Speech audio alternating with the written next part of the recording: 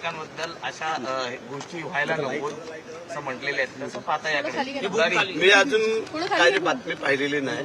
जर दादा जर विचार करत असतील तर चांगली बाब आहे. आम्हाला काय हौस नाही वाद करत हे करायचं, परंतु दादाने त्यांची पण जी मंडळी आहेत त्यांनाही कल्पना द्यावी, त्यांनाही सांगावं.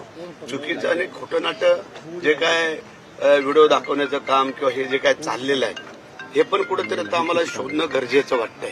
कारण आरोप प्रत्यारोप हे होतं ठीक आहे, परंतु बदनामी एखाद्याची जाणून बुजून करणं की त्याच्यामध्ये काय तथ्य नसताना हे पण थोडंसं वरिष्ठांनी त्याचा शोध घ्यावा असं आम्हाला वाटतंय. पण या संदर्भात भेट आपली घेतली दादांनी आणि त्यानंतर उदय सामंतांची भेट घेतलेली आहे. आदिती तटकरे यांना देखील समजावून सांगण्यात आल्याचं कळतंय, कितपत करायचं? नाही असं काय नाही. काल आम्ही सभागृहामध्ये होतो तेव्हा उदय सामंत मी दादा आमची आपली चर्चा चालली, त्यावरती मग दादा बोलले आणि त्याच्यामुळे त्यांनी ती प्रतिक्रिया दिली असेल असं मला शेठ, आता अजित पवारांकडनं एक पाऊल पुढे जाताना पाहायला मिळतं, तसं सेनेकडनं देखील एक पाऊल पुढे दादाकडनं एक पाऊल पुढे जाताना दिसत असेल तर आमची 2 पावलं पुढे असतील हे तुम्हाला आम्ही सांगतो.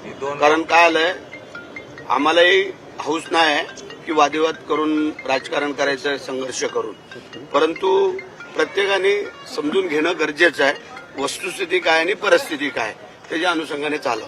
परंतु अशाच पद्धतीचा लगापट्टा जर पुढच्या निवडणुकीमध्ये झाला आता सबकी बात सब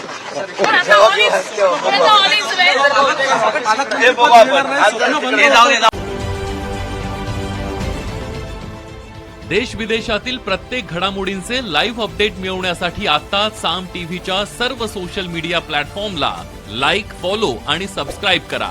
तसंच सर्व नोटिफिकेशनसाठी बेल आयकॉन प्रेस करायला विसरू नका.